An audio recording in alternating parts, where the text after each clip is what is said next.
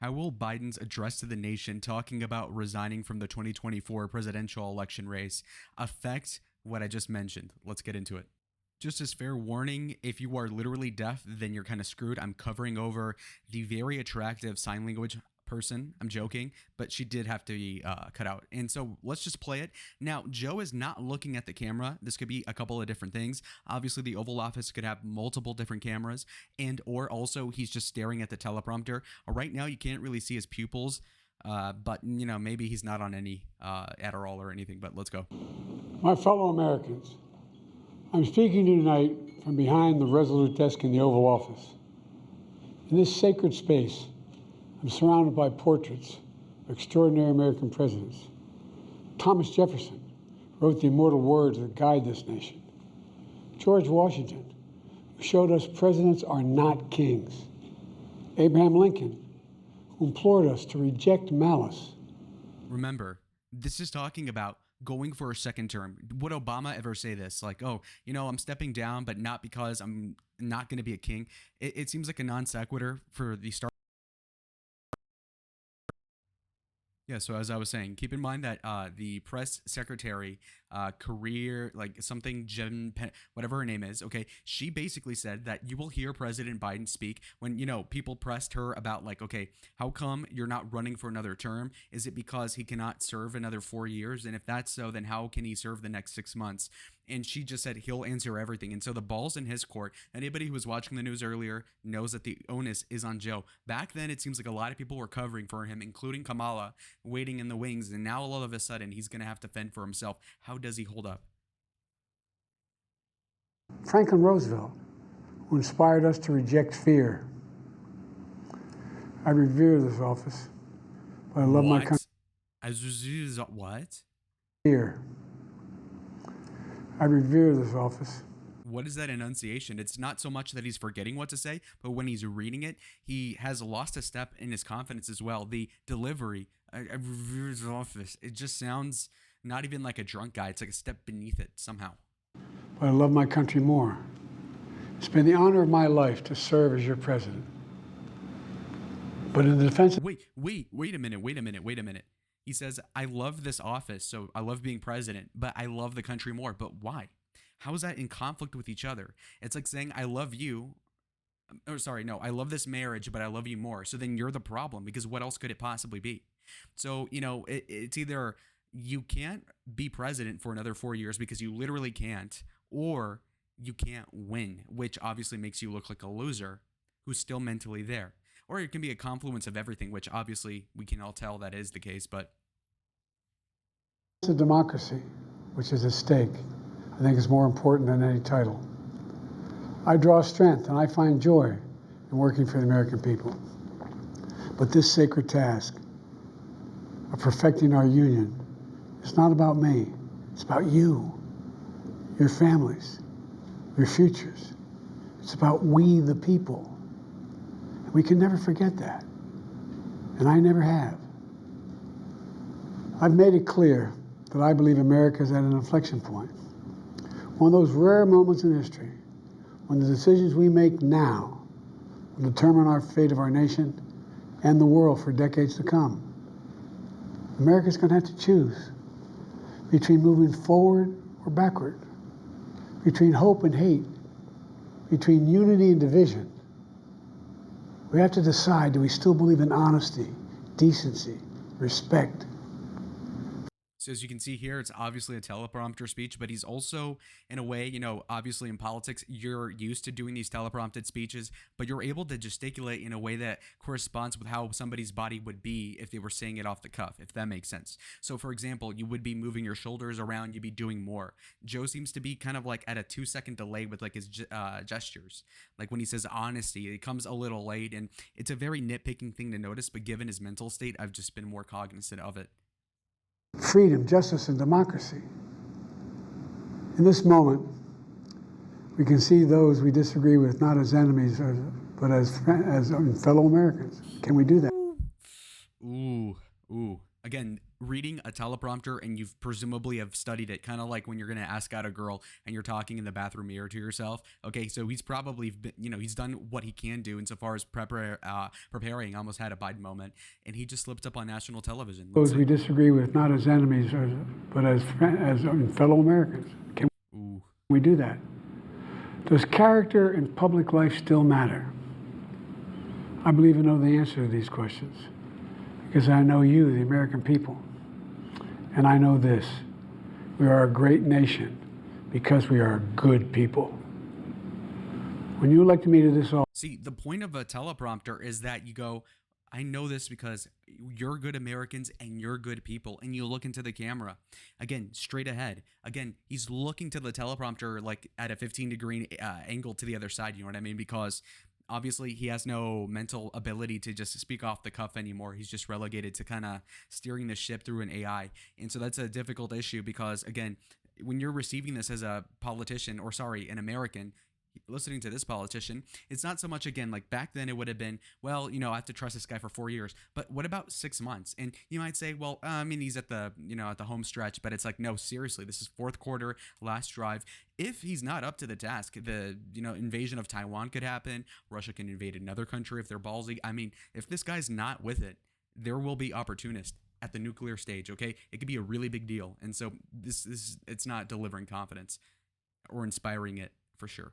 Office, I promise to always level with you, to tell you the truth. And the truth, the sacred cause of this country, is larger than any one of us. And those of us who cherish that cause, cherish it so much, a cause of American democracy itself, must unite to protect it. In recent weeks, it's become clear to me that I need to unite my party in this critical endeavor.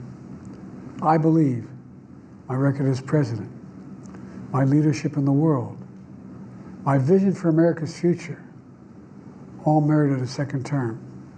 But nothing can come in the way of saving our democracy. What? That includes personal. Wait a minute. Hold on. All merited a second term. My vision for America's future, all merited a second term. America's future, all married in a second term? What does that mean? But nothing can come in the way of saving our democracy. That includes personal ambition. So thus far, it seems to be beating around the bush. Again, why are you saving democracy by stepping out the race unless you're a loser and or you have dementia? What else could it be? Decided the best way forward is to pass the torch to a new generation. That's the best way to unite our nation. There is a time and a place for long years of experience in public life. But there's also a time and a place for new voices, fresh voices, yes, younger voices. And that time and place is now. Again, this does not convince a swing voter. Again, I'm thinking through the prism of not even a Trump supporter. I'm not being biased. I hope I'm not coming out like that. Okay, I'm just being reasonable. And I'm not thinking about it as the presumptive Democrat watching it. No, I'm thinking about the swing voter who might switch their vote from, maybe they could have went from Biden to Harris, or they might go from Biden to Trump or something like this. These people in the center, they need to be heard, and I need to think through that prism. And right now I'm just looking through that hourglass. I can just tell that the time is ticking for the dude. And the implication that he's trying to sell here to the American people, the swing voters, like I said, is that, actually, 4 years ago, it was completely fine for me to be president. And in fact, it was fine for me to run again until like literally last week. But all of a sudden, the time is now, which doesn't make any sense. It does not make any sense. And the other issue is that if you were a transition candidate, then your VP pick would have been a bigger deal than what it was last time. And the point being is that the implication was that he would have ran for 2 terms, even though it seemed like a stretch. He seemed way better off cognitively in 2020 and 2019 than obviously even now. And so it's pretty obvious that it's a very hard sell to say, okay, well, we're going to nominate this woman. I'm going to support this woman who couldn't even scrounge up double digits of support in the primary last time. And so it's a very difficult ask. For the next 6 months, I'll be focused on doing my job as president. That means I'll continue to lower costs for hardworking families, grow our economy. I'll keep defending our personal freedoms and our civil rights, from the right to vote to the right to choose. I'll keep calling out hate and extremism. Make it clear there is no place in America for political violence or any violence ever, period. I'm going to keep speaking out to protect our kids from gun violence, our planet from climate crisis that is the existential threat. And I will keep fighting for my cancer moonshot so we can end cancer as we know it, because we can do it. And I'm going to call for Supreme Court reform because this is critical to our democracy, Supreme Court reform. Whoa. You know. Okay, hold on a second. This was like a kind of presidential overlord, like, you know, we're invading this country, here are the facts, and then he put in a political opinion, if that makes sense. Let's see what he put in there. I'm going to call for Supreme Court reform because this is critical to our democracy, Supreme Court reform. What the hell? It seemed like somebody just reminded him in a sticky note, like, hey, Supreme Court, what? You know, this was supposed to be like, hey, I'm quitting. Oh, yeah, by the way, wrench. What the hell is this?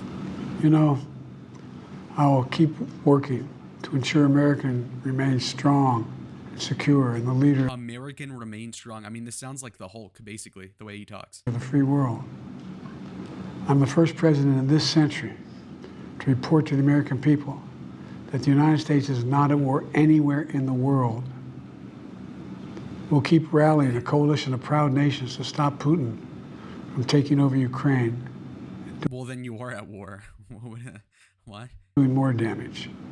We'll keep NATO stronger, and I'll make it more powerful and more united than any time in all of our history.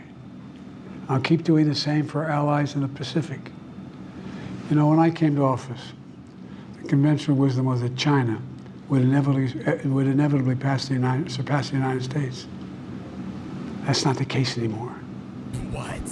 And I'm going to keep working to end the war in Gaza, bring home all the hostages, and bring peace and security to the Middle East and end this war. We're also working around the clock to bring home Americans being unjustly detained all around the world. You know, we've come so far since my inauguration. On that day, I told you, as I stood in that winter, we stood in a winter of peril and a winter of possibilities. Peril. Do you guys notice that his entire body, at least at the beginning, he tried to gesticulate and kind of say, like, you know, here, emphasis here. Now, he still was resorting to the teleprompter, but right now, we are about 5 minutes into the video, and he is starting to only focus on the teleprompter to a fault. I mean, it's like if your teacher were Joe Biden, you know how you would point to the whiteboard and then teach the students and talk to them at the same time you're writing something? He's at the point where he can only focus on writing the thing he's doing because God forbid he turns around and he loses his train of thought completely. And even reading something as it's like being like shown on the teleprompter, he's still screwing up every 10th word. Odd. Possibilities. We were in the grip of the worst pandemic in a century. It wasn't a Freudian slip. It's not that complicated. He had a brain fart. He said, we're in the grip. Okay, no, we were in a grip.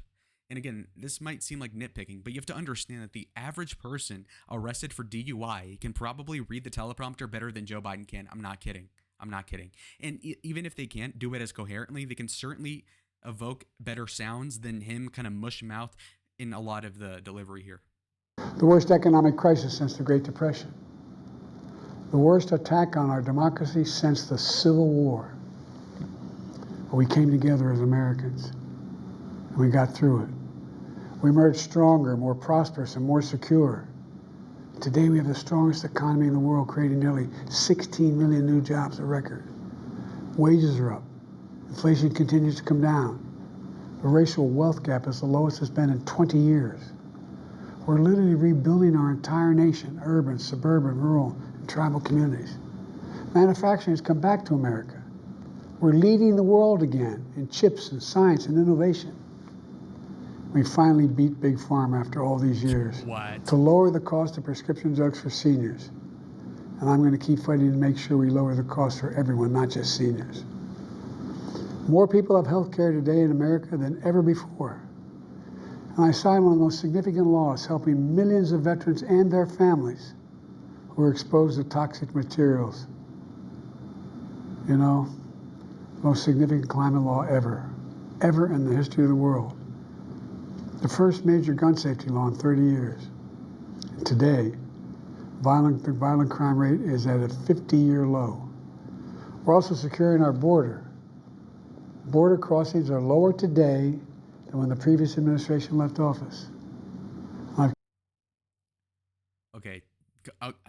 Do I have to call BS? But I mean, beside that, the issue with you, Joe, is that your party and you as the figurehead and Kamala coming up soon are losing the issue of immigration by about 30 percentage points in surveys. What that means is that when you talk about immigration, at least for the sake of politics, can you look at the camera, presumably the American swing voter, and say immigration is better now than it was before? You can't. You have to look up to the side and be like, okay, teleprompter says this. People don't believe that, okay? People don't believe it. Again, 10 years ago, Joe wasn't the best politician, but he could have at least kind of like charmed people. It doesn't work that way anymore. If he's reading a teleprompter, I don't even know why he's on camera aside to prove that he's still alive. I mean, anybody would prefer the audio because at least they couldn't really necessarily tell he's off of a prompter. Some people would, some people wouldn't. The point being, though, is that here, if you're paying attention at all, you're noticing he's not making eye contact with you. He's not even looking. I kept my commitment to appoint the first black woman to the Supreme Court of the United States of America. I also kept my commitment to have an administration that looks like America and be a president for all Americans. That's what I've done. I ran for president 4 years ago because I believed and still do that the soul of America was at stake. The very nature of who we are was at stake. And that's still the case. America's an idea. An idea stronger than any army, bigger than any ocean, more powerful than any dictator or tyrant. It's the most powerful idea in the history of the world. That idea is that we hold these truths to be self-evident. We're all created equal, endowed by our Creator with certain inalienable rights: life, liberty, pursuit of happiness. We've never fully lived up to it, to this sacred idea, but we've never walked away from it either. See, he does his political gesticulation like he would have done it back in the day, and you would have done it like this. And we've never walked away from it, something like that. But he does it to the prompter, so it's the equivalent if I said, and we've never walked away from it. Again, you're reading off the thing. It's creeping people out. And I do not believe the American people will walk away from it now. In just a few months, the American people will choose the course of America's future. I made my choice. I've made my views known. What? I would like to thank our great Vice President Kamala Harris. She's experienced, she's tough, she's capable. She's been an incredible partner to me and a leader for our country. Now the choice is up to you, the American people.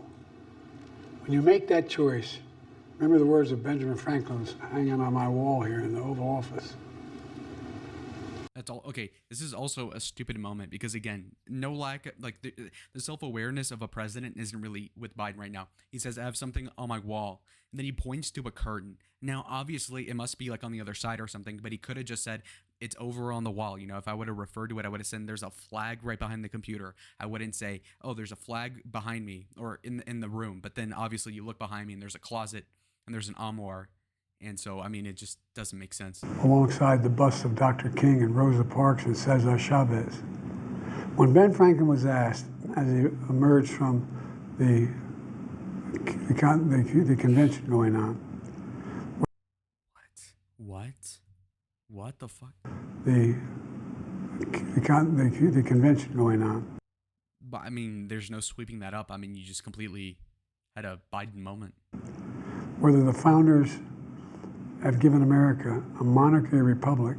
See, even before, and I've been complaining this whole time, but at least before he could like have the sentence in frame and then read it word for word, he is now down to reading the word by word. You know what I mean? Like there's a point where you can kind of skim a teleprompter with your head, like in 2 seconds, say like, okay, I get what the gist is, and then mentally kind of like pace yourself to what it is.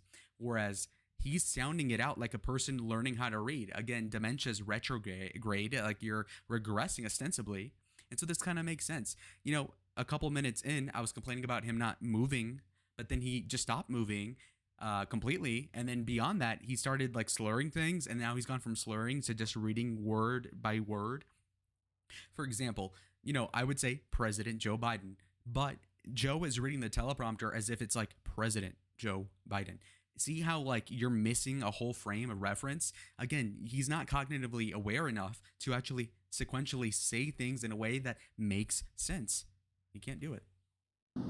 Franklin's response was, a republic, if you can keep it. A republic, if you can keep it. Whether we keep our republic is now in your hands. My fellow Americans, it's been the privilege of my life to serve this nation for over 50 years. Nowhere else on earth could a kid with a stutter from modest beginnings in Scranton, Pennsylvania, and Claremont, Delaware, one day sit behind the resolute desk in the Oval Office as President of the United States. But here I am. That's what's so special about America. We're a nation of promise and possibilities, of dreamers and doers, of ordinary Americans doing extraordinary things. I've given my heart and my soul to our nation, like so many others. I've been blessed 1,000,000 times in return with the love and support of the American people. I hope you have some idea how grateful I am to all of you. The great thing about America is here, kings and dictators do not rule, the people do. History is in your hands. The power is in your hands. The idea of America lies in your hands. We just have to keep faith, keep the faith, and remember who we are. We're the United States of America, and there's simply nothing beyond our capacity when we do it together. So let's act together, preserve our democracy. God bless you all, and may God protect our troops. Thank you. All right, so let's just get to the point. That runtime was 11 minutes. You're about 22 minutes into this video. So what is the takeaway? We could get into the polls. We could talk about how Biden and now Harris has been behind in the popular vote for this presidential race for the longest time, for months. And even recently, we saw that Trump is still beating Kamala pretty handedly. So the question is, okay, Joe, you have to pass the torch in a way that will inspire confidence that we won't be left with the geriatric president for another 6 months. Yes, there's an election, but we do have several months where there could be something crazy and you got to be up at 2 a.m. and address something. But of course he can't do it. He proved the haters completely right again. It's not so much that he screwed up as much as he did in the debate, and he hasn't done that as of the last month. But the truth is that by not drastically improving things, he's still in the wrong. He's still in the red when it comes to credibility with the American public. The problem with this is that a lot of people will say, well, as a liberal, it's Kamala now, so if Joe sucks, it doesn't matter. But it does, because Kamala, presumably, wants the benefit of the incumbency, because everybody does. In politics, you want to be the incumbent, and it just gives you credibility, which means you're going to run on Joe's record, which is to say, okay, then she's going to be tagged completely lock and sync, Siamese twins with Joe's record, and beyond that, what goes on forward. Again, the point is that if Kamala wants to be the incumbent in this re-election campaign, so to speak, she's going to want to say, well, I'm in the meetings with Joe. And the American people will say, well, what the I mean, this guy's clearly out of it. So either you're an undemocratically elected president, basically, or there's something we're missing. And so the American people are left with a ton of questions. The swing voter that saw this, presumably, I haven't talked to any yet, but the point being is that they're not inspired at all by the president's ability, and Kamala didn't benefit at all from this either. Sure, Joe didn't have a stroke on cam, but we didn't expect him to. On the other hand, he made a series of mistakes. My nitpicking might actually be something that people subconsciously understand, that the guy has a myriad of different issues that you can tell by the body language. But when it comes down to it, the brass tacks is when we are confronted with an election. It's very simple. It's, can a guy do a job? And if he wants to resign, why? He didn't answer this. The press secretary allayed concerns. Oh, Fox News, all you people, look, he's going to explain everything on how he dropped out from the race. He didn't really answer this. In fact, he just beat around the bush because he knows damn well that there's one of two reasons why you can't run. it's either you're going to lose, in which case you're a loser and you suck, and you've had years to prepare for a guy that you've already beat already 4 years ago, but apparently you can't do it again, which is a little pathetic. Or two, maybe you would be Donald Trump, but you're mentally gone and you're too old. In which case, then what the hell are we doing here? Like, okay, resign then. If Kamala's such a capable person and she's 59 years old, she has plenty of experience, presumably, to take the reins for a couple months. And, sure, you resign now like Nixon did, but you know what? I mean, that's for the better of everybody. But instead, he's basically going with the lie of, well, it's none of those things. In which case, what the hell are we talking about here? I think the truth is, just to give you the elevator pitch, is that Joe Biden is mentally not there right now. He will definitely get worse in the next couple months. And I'm worried if obviously there's a crisis to happen that we're kind of screwed. And best case, we're relegated with Kamala just controlling the nuclear codes because Joe is too sleepy or whatever, and that's still a horrible result. And so hopefully we can see what'll happen there. So according to the latest polls, obviously Kamala has to dig herself out of a hole. Joe did her absolutely no favors indeed. Almost like he's self-sabotaging the whole 2024 election, but I don't really think so. But I'll see you in the next one. I'll see you in the next one after you like the video. Bye. Adios. Whoops.